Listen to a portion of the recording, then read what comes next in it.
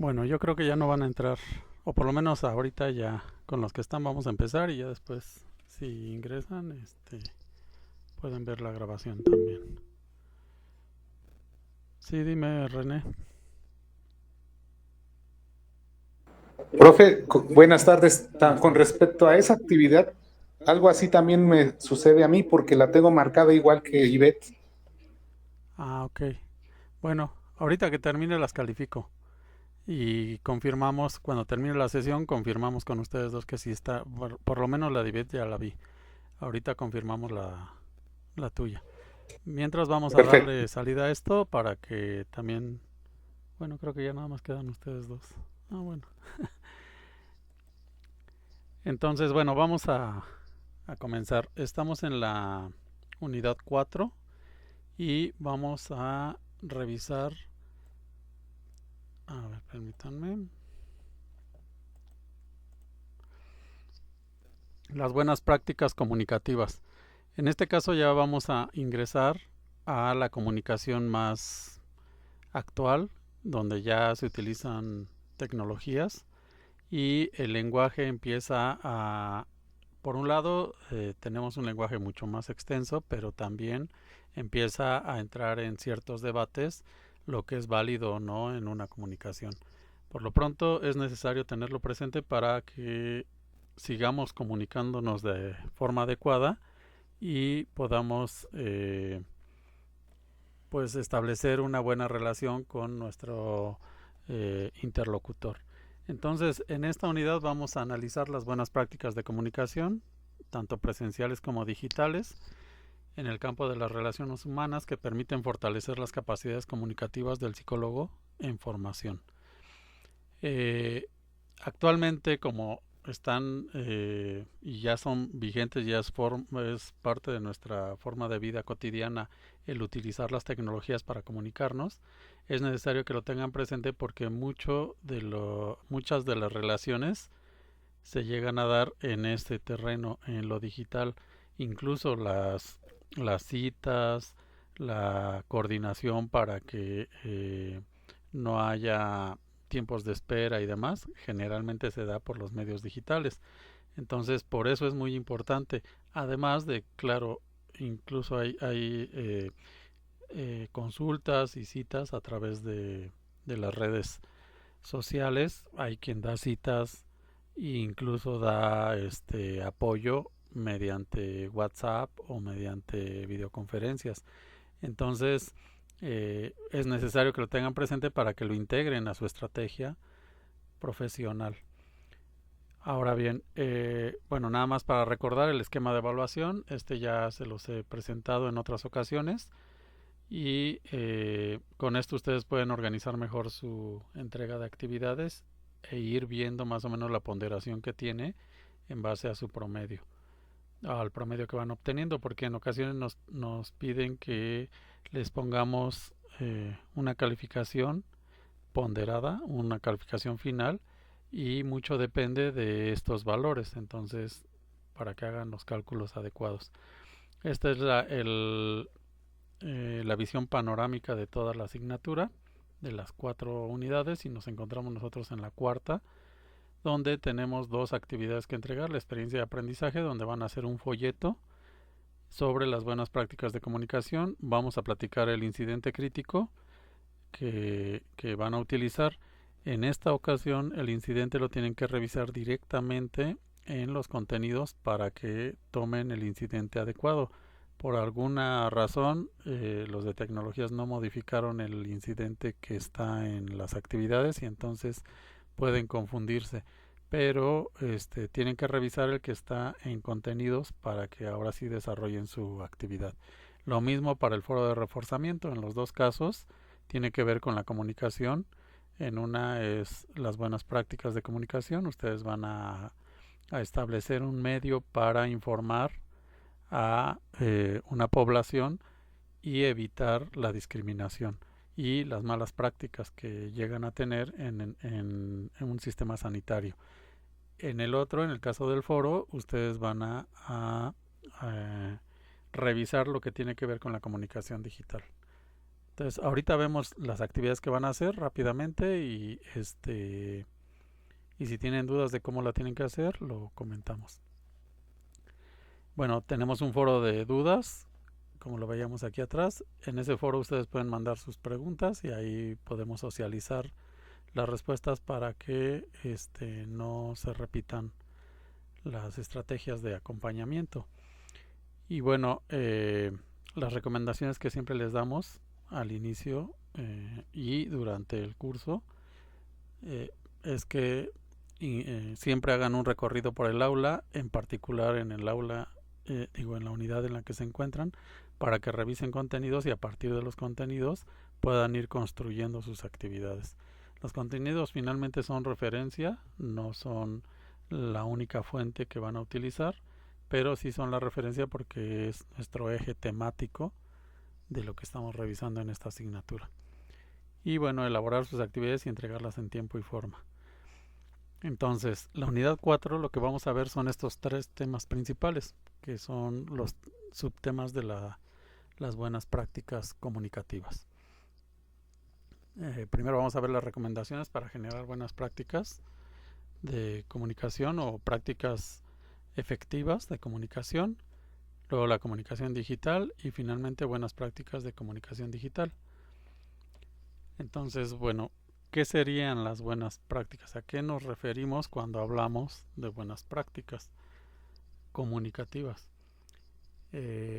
Finalmente, como lo hemos platicado en otras ocasiones, el centro de nuestra práctica, no nada más en la comunicación, sino en general todo aquello que nosotros hagamos, conviene que lo hagamos con una mentalidad estratégica. Esto significa que podamos ver un panorama completo y organicemos nuestra intervención. Cualquier práctica que tengamos, primero la organizamos, nos detenemos, armamos una estrategia para entonces ahora sí poder ser más eficientes y más efectivos en lo que vamos a desarrollar. Y en la comunicación es lo mismo. Necesitamos detenernos, revisar cuál sería la estrategia más adecuada para ser eficientes y para no caer en conflictos de comunicación o que nuestra comunicación sea el centro del conflicto. Entonces, para esto tenemos que diseñar una estrategia, una serie de pasos para llegar al objetivo que buscamos. En este caso, a tener una práctica comunicativa muy eficiente y que cumpla con ciertas características que ahorita vamos a revisar. ¿Por qué con esas características? Porque eso les va a evitar tener problemas, pero al mismo tiempo les va a ayudar a que la comunicación sea una herramienta que les permita alcanzar sus objetivos, ¿no? Y entonces, en esa estrategia ustedes van a, además de diseñar la estrategia, ahí van a contemplar el comportamiento que requieren para ser efectivos y ser muy claros en su comunicación con sus interlocutores. Cómo van a distribuir la información, cómo va a darse esa interacción, esa relación entre las partes para que logren esa claridad, esa eficiencia que buscan al momento de comunicarse. Como lo comentábamos la vez pasada, en una negociación, en un debate, en una construcción de algún proyecto, siempre va a haber un intercambio de información, pero si ustedes llegan a improvisar, es casi garantizado que van a perder la discusión y van a tener que acabar sometiéndose a la posición de la otra parte. Entonces, para esto es necesario que se preparen previamente y que armen una estrategia. Y eso es lo que les daría mejores herramientas para poder construir una comunicación eficiente. Y bueno, al implementar estas estrategias, pues van a lograr mejores relaciones más efectivas, armoniosas, de comprensión mutua y sobre todo duraderas, que no quedan en un solo momento esa comunicación, sino se vuelve permanente y les puede servir para otros momentos, otras negociaciones o otros beneficios mutuos que vayan a tener en un futuro. Entonces, Aquí la idea es que la estrategia les ayude a proyectar sus objetivos y vayan más allá del momento en el que se encuentran interactuando. Entonces, eso es lo que vamos a ver. ¿Qué recomendaciones eh, se tienen para que generen buenas prácticas de comunicación y prácticas eficientes? Bueno, ya hemos revisado algunas de ellas, pero no está de más que tenemos que insistir en ellas, ¿no? La escucha activa, que es lo que mencionábamos, es muy necesario que siempre que están en una relación de comunicación presten atención total y estén procesando la información para que se vinculen a esa propuesta, a esa idea o a esa comunicación y puedan ustedes ofrecer algo en base a esa información. Eh, Evitar interrupciones, que sea una comunicación continua, pero que al mismo tiempo su interlocutor o la otra parte se sienta con la confianza de que se le está poniendo atención y se está atendiendo su propuesta y al mismo tiempo se está retroalimentando, ¿no? Entonces es necesario que sí cumplan con esto porque desde ahí ya pueden empezar a generar un rechazo si no le dan su lugar y respetan ese momento y esa condición de comunicación y de intercambio de información.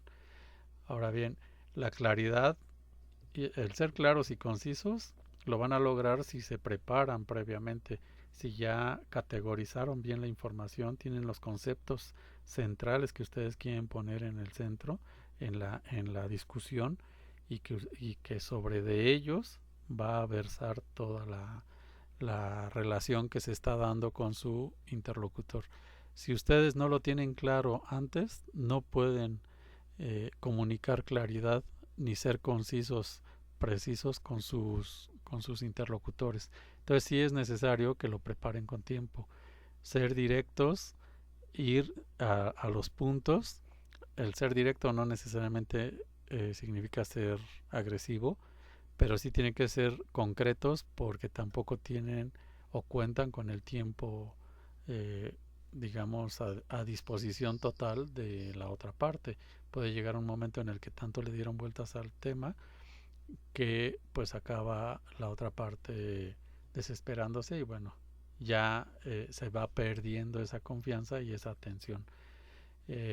Necesitan manejar un lenguaje sencillo, que sea comprensible, pero sobre todo que esté alineado con la otra parte, que ustedes ya lo hayan estudiado y que sepan en qué contexto se van a estar moviendo. Si la otra parte tiene un lenguaje más coloquial, más formal, más académico, más ligado a su área de conocimiento o a sus negocios eh, o a su contexto, a su familia.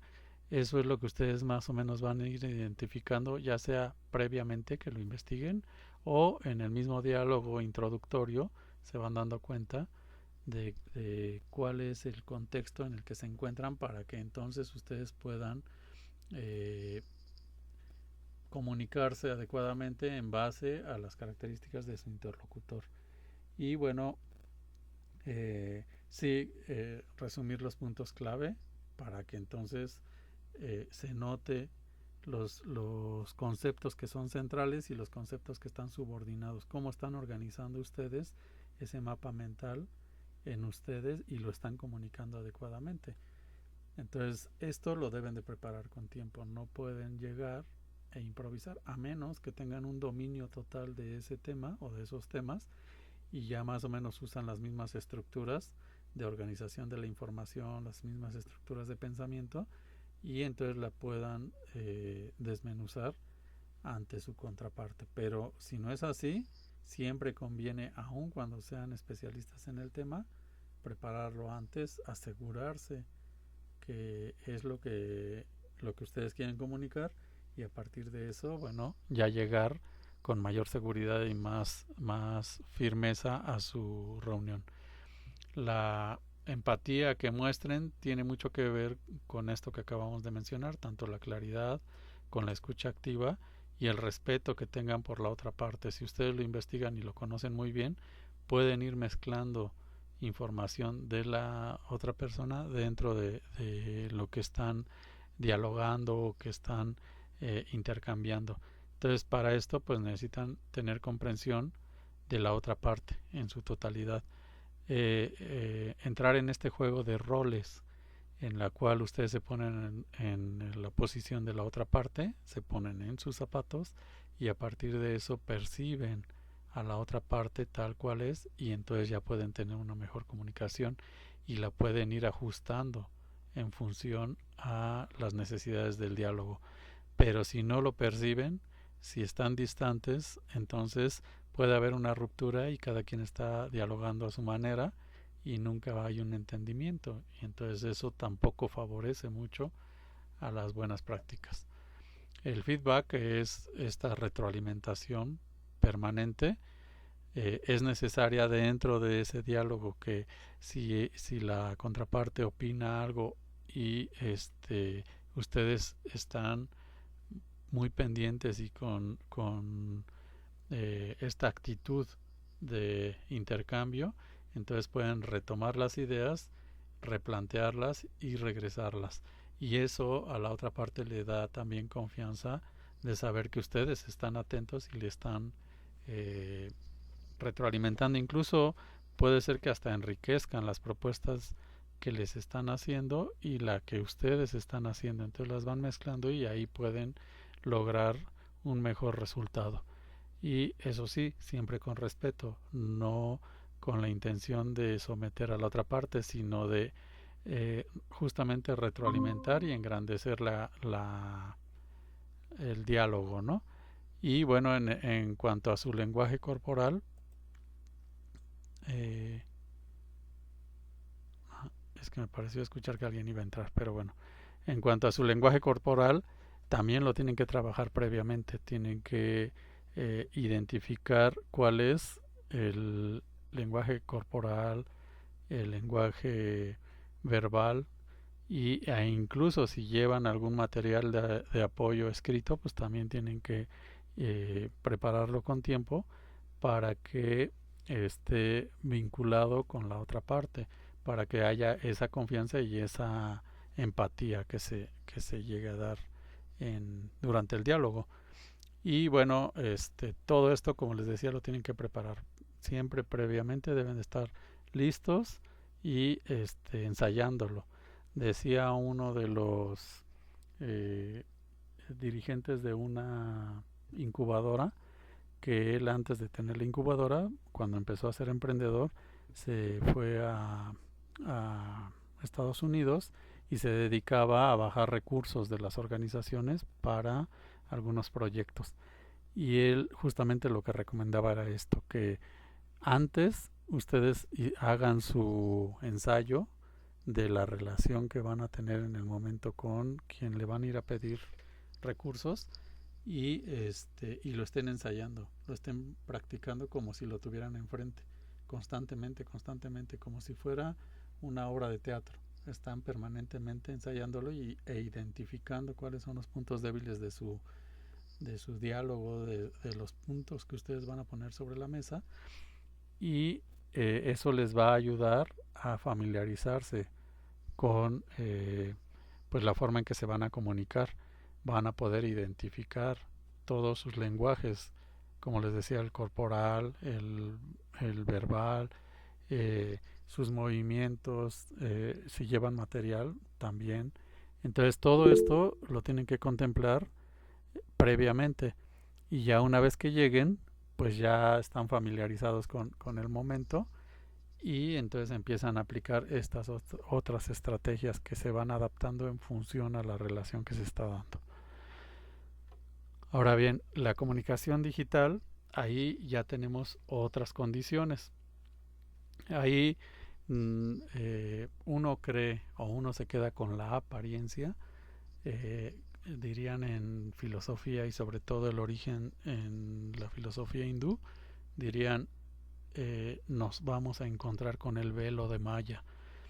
¿Qué es el velo de Maya? Son las apariencias. Entonces nosotros tenemos la apariencia de que en la comunicación digital solamente la otra parte solamente ve lo que la pantalla le muestra, que es el texto que escribimos, las letras que escribimos o las figuras que representan alguna emoción o algunas imágenes o algún video. Creemos que solo vemos eso y entonces nos quedamos con esa idea pensando que si yo subo alguna información a un medio digital, pues nada más se va a ver esa información. Lo que ahora ya empieza a entender la gente es que no nada más se ve la apariencia, sino detrás de, primero, del mensaje como tal, de lo que está escrito, se refleja mucho de la forma de pensar de quien lo escribió, primero. Luego, el tipo de letras al final son grafos, son líneas y tienen también interpretaciones. Si ustedes suben un mensaje con puras mayúsculas, ya existen códigos que nos dicen que las mayúsculas o muy resaltadas con colores o con negritas nos pueden mostrar mayor fuerza y al mismo tiempo puede parecer que estamos gritando. Entonces hay una serie de códigos que igual y ahorita los revisamos o les recomiendo unos materiales para que vean ustedes cuáles son esos códigos y se comuniquen adecuadamente en línea. Entonces tienen que tener presente que hay lenguajes que no son visibles pero que están presentes, y si bien no está presente el lenguaje corporal, sí hay otros lenguajes o neolenguajes que le llaman ahora, que se manifiestan a través de la comunicación digital.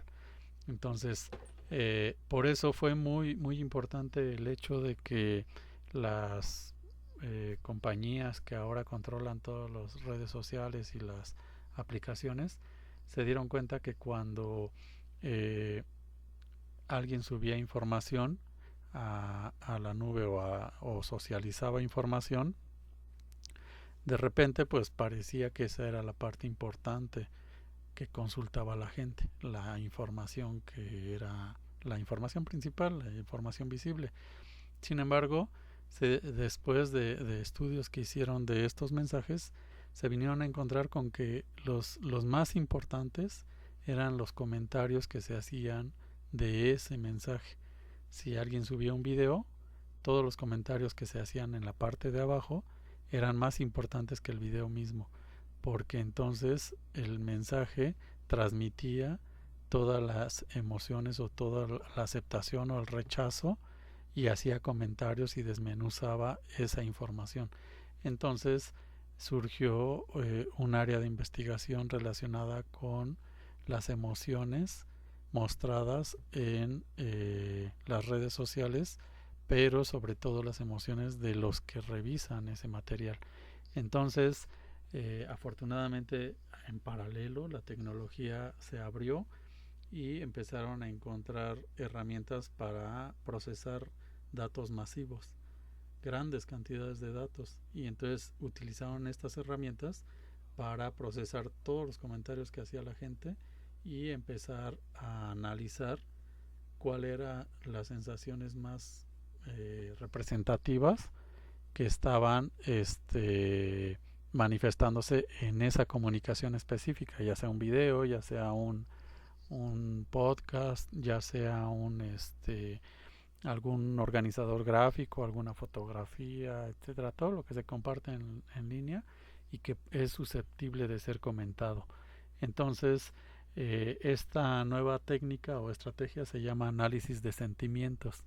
Estos análisis de sentimientos se hacen con herramientas muy potentes de tecnología que extraen los comentarios, los organizan, los categorizan, le meten estadística y entonces identifican qué está provocando ese material, y a partir de eso empezar a entender cómo se está dando la comunicación.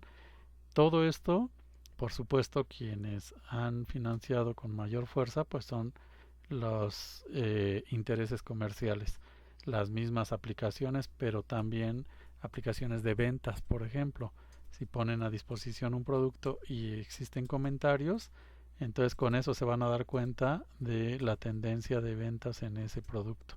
O si no es un producto físico, puede ser también libros, videos, etcétera, etcétera.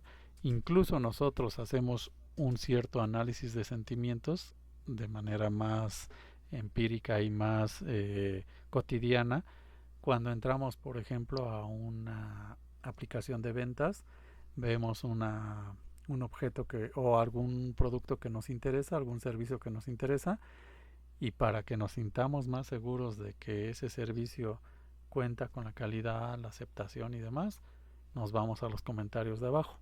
Y en esos comentarios vamos a encontrar gente que ya probó ese producto y que nos está diciendo su opinión sobre el producto. Entonces, con eso nosotros nos aseguramos que la mayoría quedó satisfecho y además hacen comentarios sobre la calidad, sobre la funcionalidad, sobre el tiempo el tiempo de duración del producto, etcétera, cómo le llegó. Todas las observaciones que puedan hacer nos sirven para que tengamos un panorama y decidamos si lo decidimos adquirir o no. Entonces, si se fijan, son nuevas prácticas que no teníamos antes porque no existían estas herramientas. Actualmente nos tenemos que ir adaptando a esas prácticas porque si no, entonces, si insistimos en manejar las prácticas antiguas, nos quedamos atrás y podemos tener pérdidas en lo económico, pero también en otros ámbitos.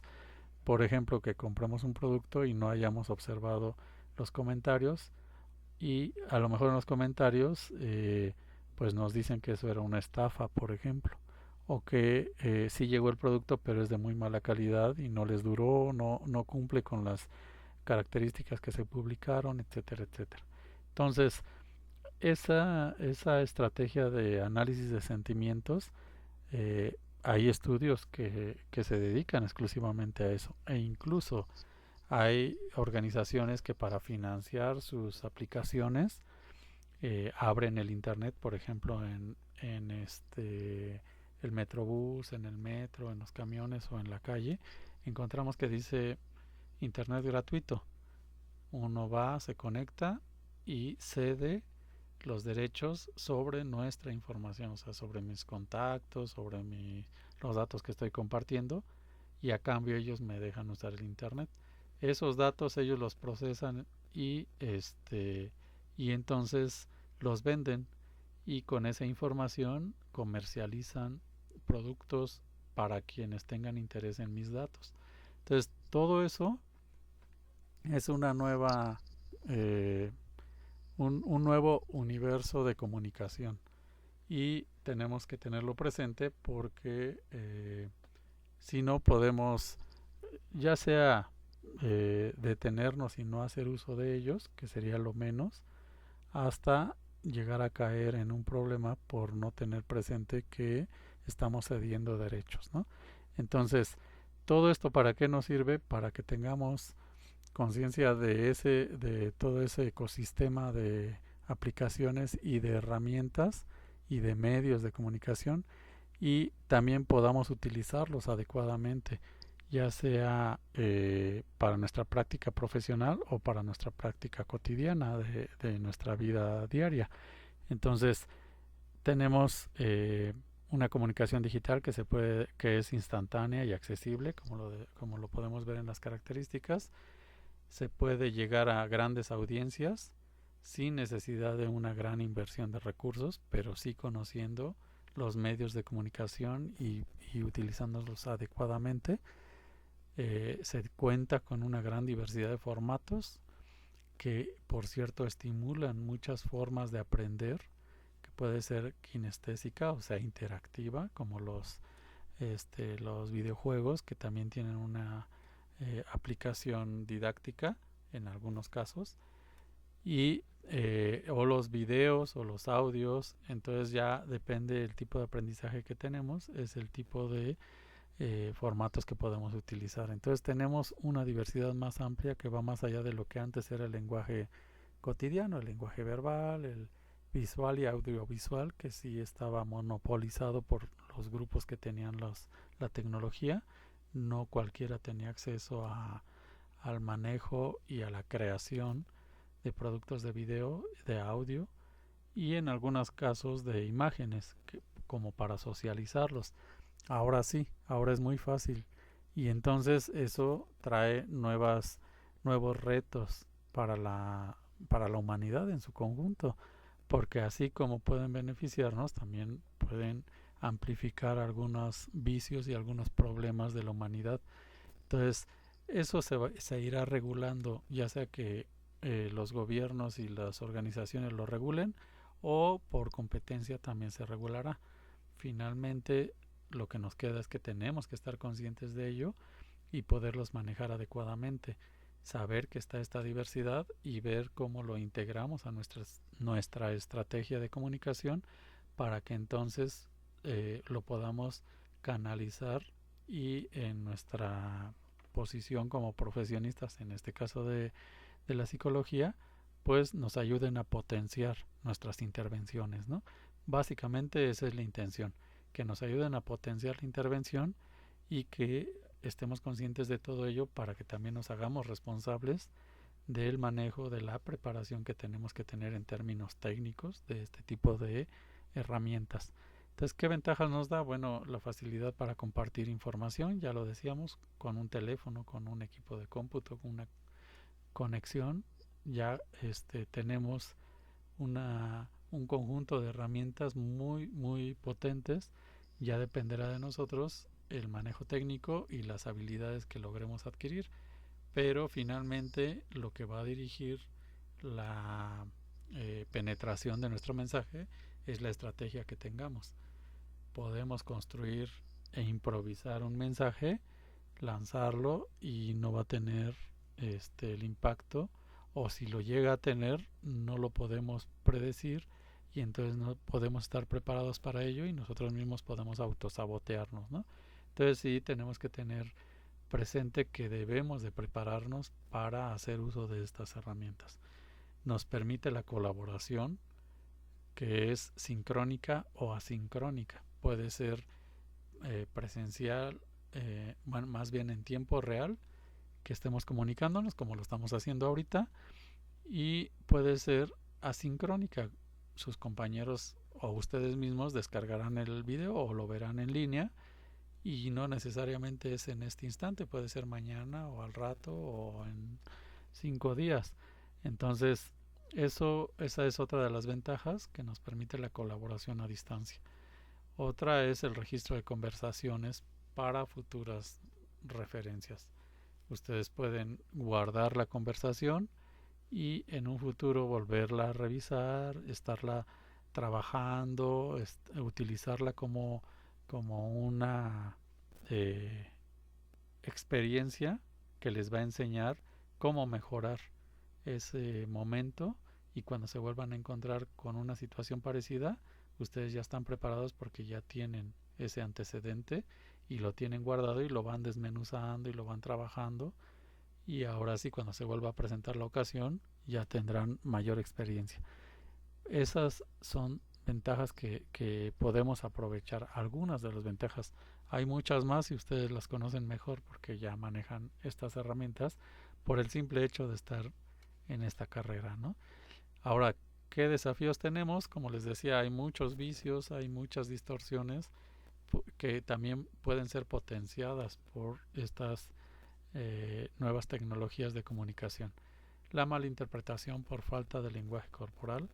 Cuando uno escribe un mensaje, el mensaje así tal cual lo escribieron, así se va a recibir del otro lado, y si no tiene matices, si no está bien construido, si no hay una comunicación escrita que sea muy eficiente, que haya sido bien revisada, que cumpla con ciertas características, sujeto, verbo, predicado, que tenga cierta prosa, cierta formalidad, dependiendo el interlocutor.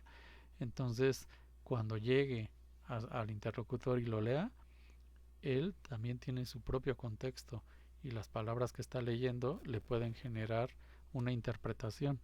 Esa interpretación puede o favorecer el diálogo, favorecer el objetivo por el cual se comunicaron, o puede generar un problema muy serio. Entonces, tenemos que tener mucho cuidado al momento que lanzamos un mensaje, lo tenemos que trabajar con tiempo. O lo escriben, luego lo revisan como si ustedes fueran los que reciben ese mensaje y lo tratan de entender, lo desmenuzan, qué es lo que me hizo sentir el mensaje, qué provocó en mí, de verdad cumple con la función por la cual yo lo escribí. Si yo fuera el que lo recibe, qué es lo que me va a mover, va a cumplir esta función de comunicación eficiente.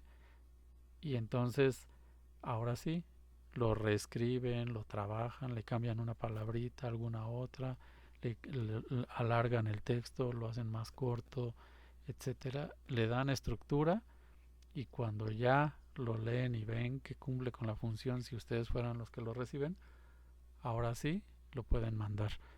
Entonces, si se fijan, comunicarse de manera escrita no es nada más en el momento vaciar un mensaje que improvisamos y lanzarlo. Hay que trabajarlo con tiempo porque es muy, muy probable que genere un problema. Y esto se los digo con conocimiento de causa porque en todo el tiempo que llevamos en educación a distancia, los primeros cursos que nos tocó dar, como no era muy común, la mayoría de los estudiantes eran, sobre todo los jóvenes, leían el mensaje y en ocasiones se ofendían mucho, y era porque alguna palabrita estaba mal interpretada. Si, por ejemplo, yo en mi comunicación escrita les escribo, eh, estás mal al escribir esto, y mandarlo con faltas de ortografía, por supuesto que se sentirían ofendidos. De entrada, porque yo ya no cuidé que el juicio que se está haciendo, o sea, la evaluación, es sobre el trabajo de ustedes, no sobre la persona. Entonces yo no puedo decirle estás mal, porque entonces ya me estoy dirigiendo a la persona, y yo no tengo la facultad, no debería de juzgar a la persona. A lo mejor ni siquiera lo estoy haciendo con esa intención, pero de aquel lado, cuando se lee el mensaje, dice yo estoy mal o está mal mi trabajo. Entonces uno tiene que tener cuidado y ser muy preciso al mandar el mensaje. Y así como eso, evitar mucho los mensajes negativos. Mejor reescribirlo en términos positivos. Y eso cuesta trabajo, porque tienes que escribir el mensaje primero, leerlo y ver que se oye negativo, y entonces cómo lo revierto diciendo lo mismo pero en términos positivos. Por ejemplo, si en este mismo contexto de educación yo les digo, no hiciste la retroalimentación de tu compañero, por lo tanto estás reprobado. Es distinto a que si yo les digo, quedó pendiente elaborar una retroalimentación que te va a ayudar a tener un mejor promedio. ¿Se dan cuenta del cambio tan drástico? Y todo en términos positivos. Le da un panorama, una visión a futuro de que él ya tiene una calificación, pero puede mejorarla, y entonces le estoy dando un mensaje más constructivo, no negativo, no destructivo. Y entonces cambio completamente la actitud de la otra parte. Si no tengo cuidado en construir mis mensajes en términos positivos o constructivos, entonces desde ahí un simple mensaje que puede ser una línea o un párrafo ya me echó a perder una relación con una persona, y esa persona pudo haber sido un cliente en negocios o un paciente que tenía un problema de interpretación muy fuerte, que ha sido muy agredido, muy golpeado, muy juzgado, muy discriminado, que ese es nuestro objeto de estudio en esta ocasión, y de pronto llega alguien y me dice estás mal. Se imaginan el contexto en el que siempre se desenvuelve y siempre está siendo mal juzgado, maltratado, y llego yo, y yo pues en mi contexto eso no tiene una interpretación negativa desde mi punto de vista. No cuide ese detalle, se lo mando, y él, que está totalmente sensible, me va a responder muy agresivo, e incluso puede que ni siquiera ya me responda y me bloquee, ¿no? Porque le estoy diciendo estás mal. Y por supuesto que tiene toda la razón porque es su interpretación. Entonces, ¿cómo evitamos las interpretaciones siendo muy precisos, buscando las palabras más adecuadas y siempre buscando esta orientación constructiva y positiva. Entonces, para esto, pues tienen que tener un manejo del lenguaje y buscar constantemente ejercitarlo. ¿Cómo lo pueden ejercitar mejor? Leyendo mucho, mucho, pero leyendo, analizando lo que están leyendo, sea literatura, sean documentos o libros técnicos, sea la lectura que sea, pero que los enriquezca en su lenguaje para que en el momento que ustedes necesitan construir un mensaje tengan muchas herramientas, muchos sinónimos, muchos antónimos, etcétera, etcétera. Y entonces el mensaje sea cada vez más preciso y siempre orientado a lo constructivo. Si no lo hacen así, otra vez, pueden ser las personas más preparadas en su profesión, no nada más en psicología, en cualquier otra área, pero este tipo de detalles puede echarles a perder muchos objetivos. Y entonces conviene irlo ejercitando, sobre todo en esta modalidad en la cual están estudiando. Ejercítenlo al momento que construyen sus documentos, que mandan una duda, que hacen una pregunta. Siempre, siempre piénsenlo en términos constructivos o en términos que no tengan un juicio, que no hagan una valoración. Siempre que hablamos de un juicio hablamos de bueno o malo. Entonces entramos en un terreno ético, en un terreno moral que es muy frágil y que puede tumbarles cualquier comunicación. Entonces, ¿qué hacemos? Evitamos eso y nos vamos en un terreno más neutral. Evitamos el juicio a las personas o al trabajo o a la situación y exponemos cosas nada más. Pero también esas dimensiones de la comunicación en la que nos estamos moviendo necesitamos tenerlas claras al momento que construimos un escrito o en el momento que nos estamos comunicando de manera verbal también, en un video, etcétera, etcétera. Entonces, es muy necesario que tengan presente qué tipo de lenguaje están utilizando y cuáles son las características de ese lenguaje y cómo en términos técnicos lo pueden dominar mejor. Si es un lenguaje o si una comunicación escrita, necesitan prepararse, como les decía, en todo su lenguaje escrito, en todos los conceptos, en todas las estructuras de comunicación. Si es un lenguaje visual, necesitan prepararse en términos técnicos para comunicar adecuadamente su mensaje de manera visual. Si es auditivo, lo mismo, los tonos, los ritmos para platicar, para comunicarse, el público o el objetivo al cual van a dirigir su mensaje, el tipo de comunicación formal, informal, etcétera, que van a utilizar. Todo eso lo tienen que preparar con tiempo y prepararse en términos técnicos o allegarse de gente con la cual se van a preparar en términos técnicos. Y así como el visual, el audiovisual o el escrito o el interactivo, todos esos lenguajes los tienen que tener presentes para que definan un estilo, una forma de comunicarse y tener dominio de esas habilidades. Si bien no somos todólogos, no podemos abarcar tantas áreas de conocimiento, por lo menos sí tenemos que tener conocimiento de ellas, porque si en algún momento nos dedicáramos a ser una figura pública que va a comunicar algún mensaje, desde nuestra profesión puede ser, o sea, desde la psicología, pues necesitaremos un equipo que nos apoye para la comunicación, pero el equipo puede ser muy profesional y si no hay una buena guía, si la persona que está dirigiendo el mensaje o quien dirige toda esta estructura es uno mismo y uno no conoce lo básico de la comunicación audiovisual, etcétera, pues no va a poder pedir adecuadamente lo que necesita. Y entonces ahí puede haber un conflicto. entre lo que uno quiere comunicar y lo que las herramientas y los especialistas están comunicando de mi imagen y de mi lenguaje.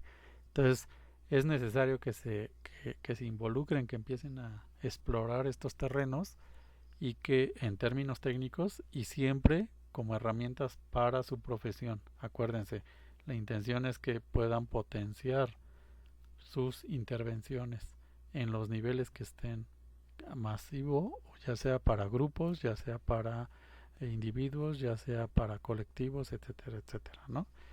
Entonces, pues las herramientas que más se utilizan, ya las conocen ustedes, el correo, la mensajería, las videoconferencias, las redes sociales.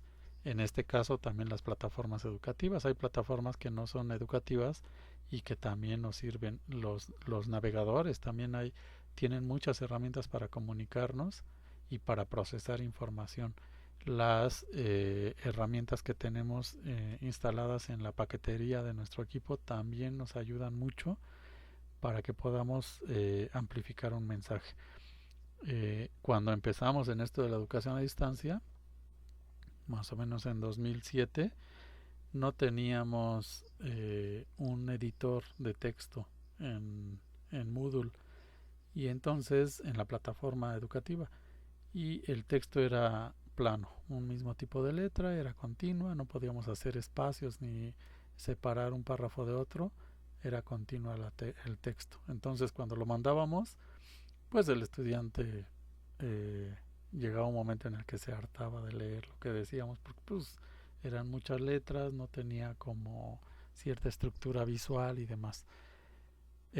Nos vinimos a enterar, o más bien dentro de nuestra búsqueda de comunicación más eficiente, eh, pues nos topamos con el HTML, ¿no? Y nosotros no tenemos formación en HTML, con quien lo trabajamos con algunos compañeros de matemáticas, y entonces, pero si bien no teníamos manejo del HTML directo, había herramientas que nos podían construir nuestro mensaje en HTML. Y entonces empezamos a buscar esas herramientas, no todas eran gratuitas, algunas de la paquetería de Adobe es la que más se utiliza para crear páginas web y demás. Bueno, nosotros la usábamos para escribir nuestros mensajes para los estudiantes. Entonces generábamos nuestro mensaje en código, y así el código lo copiábamos, lo pegábamos directo en el mensajero, y el mensajero en automático lo convertía cuando lo mandábamos. Entonces, para probar si sí lo había convertido o no, y en la interfaz del estudiante ya se podía leer, lo mandábamos a nuestros compañeros. Le decían, oye, te voy a mandar un mensaje al tutor o a otro docente. Te voy a mandar un mensaje y me dices cómo lo ves. Y ya lo mandábamos y pues ya ellos nos retroalimentaban. Sí, tu mensaje sí tiene párrafos separados, tiene negritas, tiene colorcitos. Y no, pues era el gran descubrimiento que teníamos en las manos. Cuando empezamos a mandar esos mensajes, recuerdo que había un estudiante que quería estudiar psicología justamente porque él tenía un problema con los colores. Cuando él veía los colores, le causaban cierta ansiedad, ciertas emociones, y entonces ya es una situación patológica, no es que fuera su historia de vida o le molestara, no, era un asunto patológico, que veía colores y entonces lo sacudía mucho. Entonces cuando ve que le mandamos mensajes donde resaltamos algunas cosas, le ponemos colorcitos, subrayamos, estaba fascinado. Ese estudiante fue de los más brillantes de estábamos en bachillerato, y después nos enteramos con que sí, terminó muy bien, se siguió en la carrera y la terminó. Pero el estímulo que él recibió en esa comunicación fue suficiente para que él se motivara tanto y siempre lo tuviera presente. Era una referencia al tipo de cursos que le dábamos. Y todo tenía que ver por el contenido del mensaje, pero también por la forma. Cuando él abría su mensajero, pues un mensajero de Moodle sencillo, le aparecían las letras con colores, ¿no?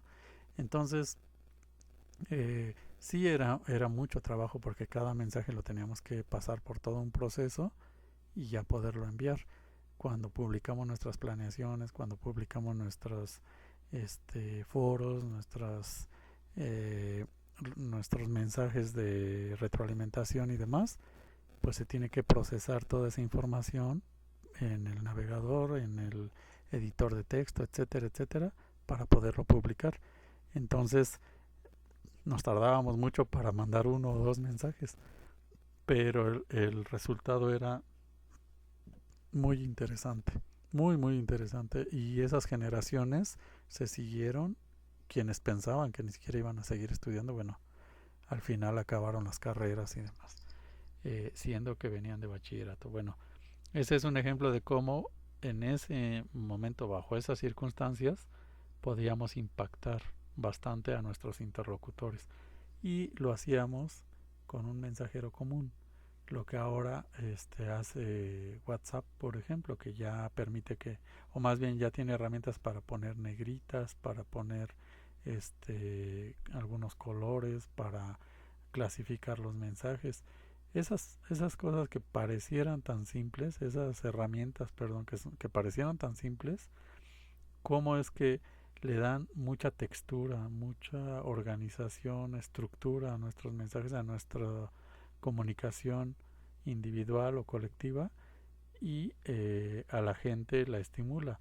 Tan la estimula que WhatsApp, cuando surgió, pues nadie pensaba que fuera a utilizarse tanto, porque pues nada más mandaba un mensaje, un bloquecito de información, y sin embargo acabó siendo lo que es ahora, ¿no? Lo adquirió Facebook y demás, por la importancia que llegó a tener en nuestras vidas, y que a la fecha lo sigue teniendo, ¿no? Y así como eso, bueno, tenemos otro tipo de herramientas, las que seguramente les van a servir muchísimo para su profesión, pues las videoconferencias, las redes sociales y la mensajería instantánea para organizarse y coordinar todo su trabajo. Lo comento porque, bueno, mi hermano es psicólogo y él casi todas sus consultas las hace por videoconferencia en las tardes. Siempre en su casa tiene que estar a cierta hora porque de ahí tiene varias sesiones y son sus intervenciones, él las reparte, ya sean por videoconferencia o presenciales, y cada una tiene sus propias características, ¿no? Entonces, como pueden ver, tienen una gran cantidad de herramientas que les van a servir y que siempre, siempre deben de estar enmarcadas en una estrategia. Eso no lo tienen que dejar de lado. Todo lo que hagan debe de haber una estrategia, un plan a seguir, porque lo pueden pensar con tiempo y lo organizan muy bien, y ya en el momento no tienen que estarse preocupando por organizar porque ya traen todo su plan bien estructurado.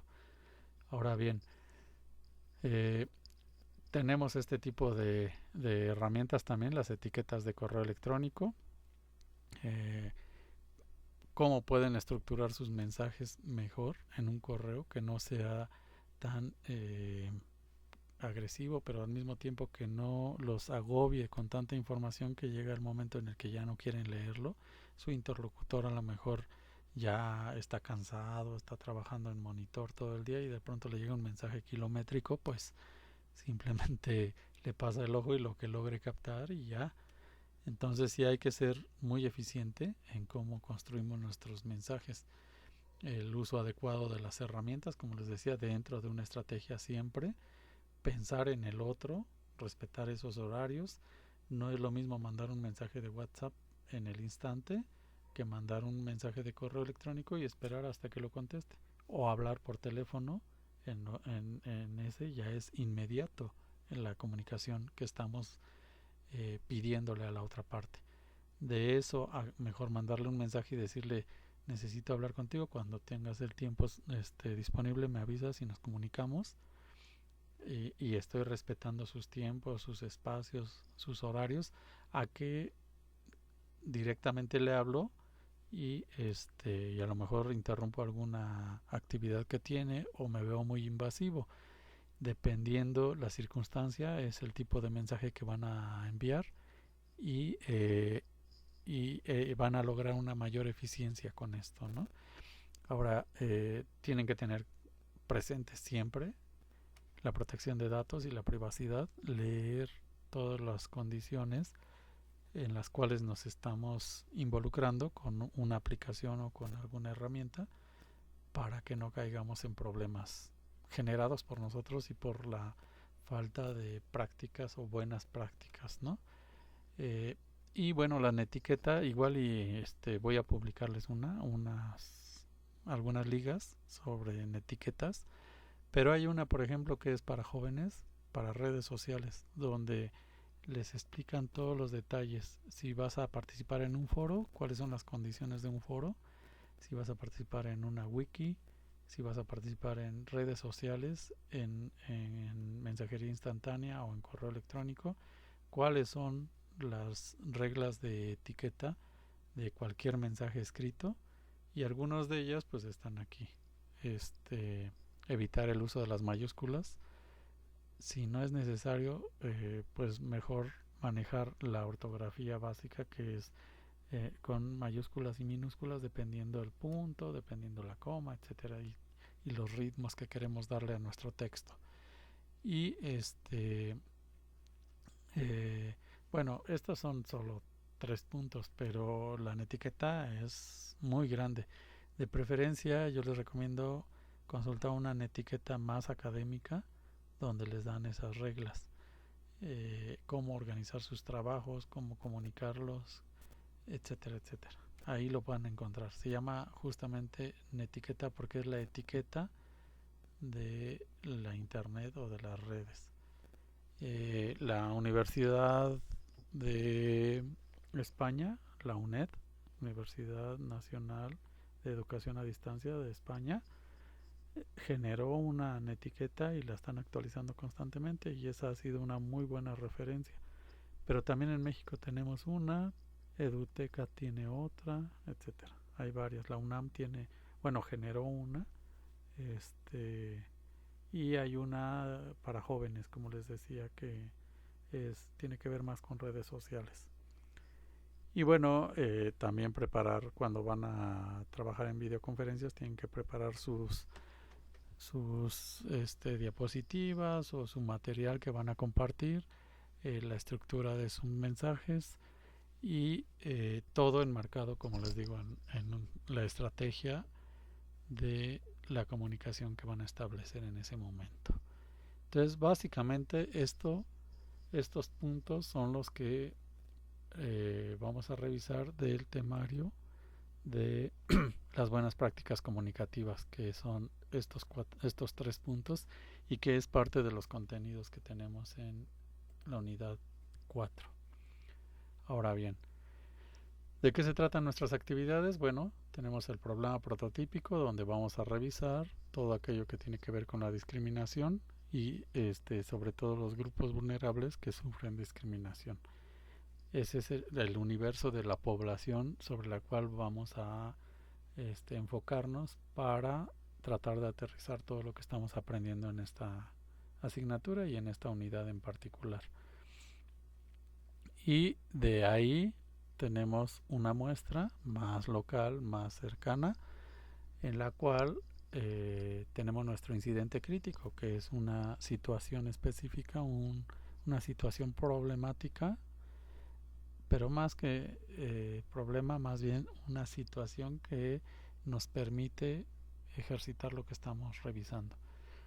Entonces, nuestro incidente crítico es, imaginen que ustedes trabajan en una institución de salud pública, y en esa institución se dan cuenta o tienen la oportunidad, por la dinámica de su trabajo, de identificar cómo se comportan sus compañeros de trabajo de otras áreas o de las mismas áreas en las que ustedes están. Y entonces se dan cuenta que en ese lugar es un espacio de salud pública en el que se atiende predominantemente a gente que tiene bajos recursos o que es una población vulnerable. Entonces se presentan ahí muchas personas que vienen pues solicitan atención médica, pero los trabajadores o sus compañeros incurren en ciertas prácticas, sobre todo porque las personas que llegan ahí que tienen un nivel económico bajo, pues generalmente no tienen esta presencia o esta apariencia que pueda dar cierta autoridad, y generalmente se ven muy vulnerables. Entonces los trabajadores pues los ven diferente y los tratan con discriminación. Sobre todo, por ejemplo, en este caso nos vamos a enfocar en las madres adolescentes que llegan embarazadas o que necesitan atención médica o apoyo en temas de salud sexual, ¿no? Y o temas, diversos temas vinculados con la sexualidad. Entonces, la mayoría de las pacientes que llegan, pues tienen que ver con este tema del embarazo prematuro y problemas de salud derivados de esta situación. Entonces se dan cuenta que los trabajadores tratan mal a los pacientes, los regañan, los juzgan, les quieren dar lecciones de por qué te equivocaste, por qué tan chiquita ya te embarazas, etcétera, etcétera, y haciendo comentarios machistas, ¿no? Entonces, ustedes se dan cuenta de eso por la posición y las actividades que realizan. Logran darse cuenta que muchos de los trabajadores están incurriendo constantemente en este tipo de agresiones contra la población vulnerable que llega ahí. Entonces quieren hacer algo y se preguntan qué podemos hacer. Se dirigen a la administración y les dicen bueno, les exponen el tema y les dicen que es necesario que se haga algo para evitar este tipo de situaciones. Y entonces les regresan la pregunta y les dicen, bueno, ¿qué es lo que ustedes consideran que sería más pertinente hacer para evitar este tipo de problemas? Y y entonces ustedes proponen comunicarse con o generar una campaña de concientización de toda esta población trabajadora que atiende a la población vulnerable para evitar que tenga este tipo de prácticas discriminatorias y de agresión contra la población. Y entonces entramos en la actividad que ustedes como profesionistas de ese centro de salud están proponiendo. Una de ellas es un folleto para comunicarle a todos los médicos, más bien para darles formación en ese tipo de temas a todos los trabajadores que están en este centro de salud.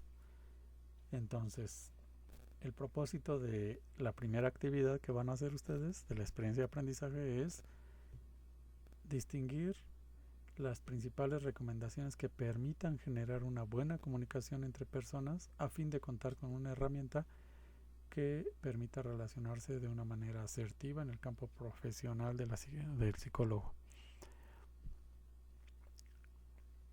Está un poco revuelto el propósito que pusieron aquí, pero básicamente es que ustedes tengan una estrategia para comunicar y darle formación a los trabajadores y evitar esas prácticas con la población y enseñarles todo lo relacionado con la discriminación. Entonces, las indicaciones les dicen que elaboren un folleto y que se apoyen en alguna de las herramientas tecnológicas. Y en este folleto debe de haber información sobre las buenas prácticas de comunicación de la población, de los trabajadores hacia la población que están atendiendo, para que esta comunicación sea más asertiva, ¿no?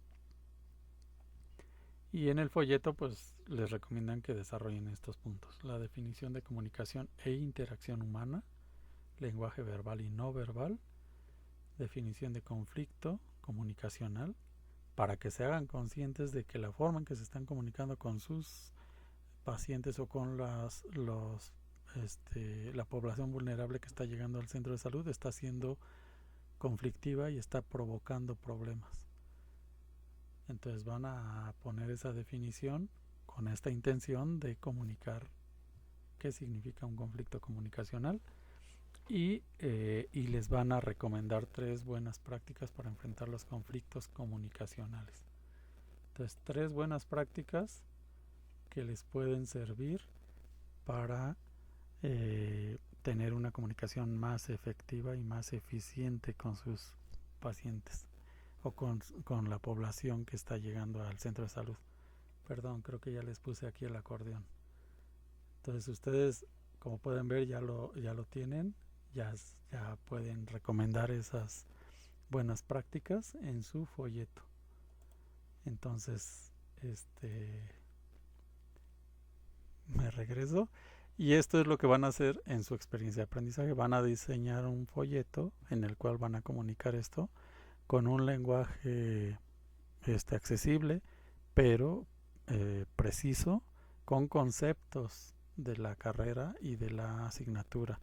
No, que no sea un folleto común para que lo haya hecho, incluso que lo podría bien hacer mi hija de secundaria o mi hijo de la primaria, ¿no? Que sea un folleto que de verdad se vea que es profesional, pero al mismo tiempo maneja un lenguaje accesible para la población, que tiene conceptos e ideas bien desarrolladas con términos bien concretos, pero al mismo tiempo puntuales y que no sea muy extenso para que sea accesible y comunique lo que queremos comunicar.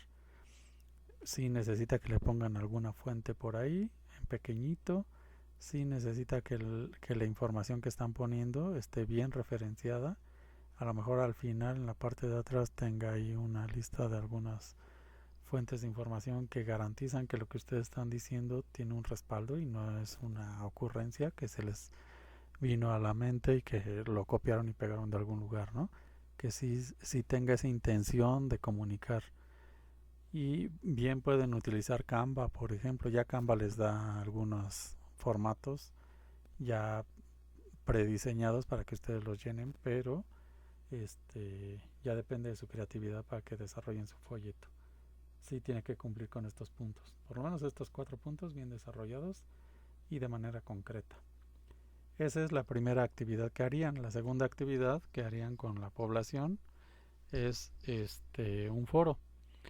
En el foro pues van a abordar el tema de los conflictos comunicacionales no presenciales, o sea que vamos a trabajar esto mediante las tecnologías de la información y ahí van a comunicar ustedes que buscan implementar buenas prácticas mediante estas vías, mediante las tecnologías de la información para mantener contacto permanente con los trabajadores, ¿no? En esta intención de formación sobre la discriminación. Entonces el propósito es aplicar las recomendaciones para desarrollar una comunicación digital efectiva para conseguir de mejor manera comunicarse con ambientes digitales o utilizando ambientes digitales. Esto es muy importante porque ustedes podrían, por ejemplo, crear un grupo estando en ese incidente crítico. Pueden crear un grupo y en ese grupo estar debatiendo permanentemente las prácticas que se tienen de comunicación con los pacientes. Esa puede ser una estrategia, pero en esta actividad en particular le están pidiendo que en el foro ustedes respondan estas preguntas detonantes o estos temas detonantes y basados en el contenido que ya revisamos. Entonces, de acuerdo con su experiencia, con tu experiencia, comparte una experiencia de conflicto comunicacional en el ámbito digital, algo que provocó un problema en ese terreno. Y a partir de su experiencia anoten 2 buenas prácticas que ayudarán a solucionar o evitar ese conflicto que ustedes mismos están compartiendo. Eso lo desarrollan en su participación principal para el foro y después retroalimentan a sus 2 compañeros. Recuerden la estructura del foro, aquí ya no lo puse, pero la estructura es que van a poner una introducción, van a desarrollar los temas que son estos 2 puntos y después hacen un análisis o una conclusión y ponen sus fuentes de información. Esa sería el orden en que presentarían su primera participación. Y ya después en la retroalimentación van a buscar compartir información que refuerce la participación de sus compañeros. Hasta aquí sería la intervención que ustedes tendrían en ese centro de salud. Y bueno, no sé si tengan alguna duda sobre los temas y las actividades que estuvimos revisando aquí. Ivette, René, Hugo, ¿tienen alguna duda, algún comentario sobre lo que acabamos de revisar? Creo que no, profe. Bueno, sí, nuestro folleto tendría que llevar el logo de la universidad. Eso lo decides tú. Acuérdate que el folleto no nada más, o bueno, nos da la posibilidad de que no nada más lleve texto. Y si solo lleva texto, pues también tenemos que contemplar que comunique adecuadamente lo que queremos decir. Entonces, pueden, por ejemplo, yo en alguna de las actividades de certificación que hicimos para educación a distancia, nos pedían justamente que hiciéramos un cartel, pero tenía que llevar solo texto y el cartel tenía que ser atractivo y tener un diseño que fuera pegajoso. Y entonces, pues no llevaba imágenes, no llevaba videos o hipervínculos y demás. Se nos ocurrió que con las mismas letras le dimos el marco o pusimos un margen. Algunas formas que parecían sombras estaban hechas a base de las mismas letras. El texto lo delineamos de tal forma que algunas eran más grandes, otras más pequeñas y demás. Entonces el cartel, nada más de verlo, ya se veía atractivo. Y como estaba hecho a base de letras, pues llamaba la atención y entonces uno quería leer lo que decía. Sí, nos llevó tiempo, pero finalmente lo hicimos. Ahora ya hay muchas herramientas para hacer cosas así, pero con que cumpla con la información y sí tenga una buena presentación y que sí parezca folleto, bueno, con eso es suficiente. Tampoco se trata de que tengan un super manejo de las herramientas, pero tampoco que venga una hoja con un texto continuo y que no tenga forma de folleto, ¿no? Sí, dime, Hugo. Sí, maestro, en caso de que pese mucho, podemos mandarle una liga en Word, porque por lo regular sí quedan de más de 1 mega y pues ya ve que no se pueden subir a la plataforma. Pero un folleto pues tendría que ser con demasiada información visual para que pese tanto. Yo digo que lo hagan en un PowerPoint de preferencia, o si lo hace en una otra aplicación, lo pueden convertir a una imagen o sacar una imagen de pantalla y subirla, porque ya nos ha pasado que nos ponen el enlace y no lo abre o tiene algunos problemas. Pero bueno, inténtalo. Si no abre, pues ya te mando un mensaje y te digo, está bien, mándamelo por otra vía, ¿no? Sí, sí. El chiste es de que lo hagan y cumpla con las condiciones, con las características. Si está muy pesado, está bien. Súbelo a un repositorio y me mandas el enlace en el... Es que el problema también estoy pensando que nos piden luego que esté la evidencia de la actividad, porque si llega a haber alguna controversia, uno tiene que presentar la evidencia y tiene que estar en aula para que si es auditable pues ahí aparezca. Pero bueno, también lo puedes convertir a PDF y subirlo, no sé, mándalo como tú lo desarrolles y si causa algún conflicto buscamos una alternativa y lo resolvemos, no hay problema. El asunto es que hagas tu folleto y que cumpla con la función que se está buscando, ¿no? Y la información. Claro que sí. Sí, muchísimas gracias. No, de que entonces, bueno, aquí lo dejamos. La siguiente sesión sería pasado mañana, el miércoles. Y la vamos a tratar de hacer lo más rápido posible, en menos de una hora, para que se puedan ir a la otra clase, porque tengo entendido que se empalman, en uno de los grupos se empalma una actividad, entre una hora, entonces mejor la hacemos en una hora y ya quedan libres.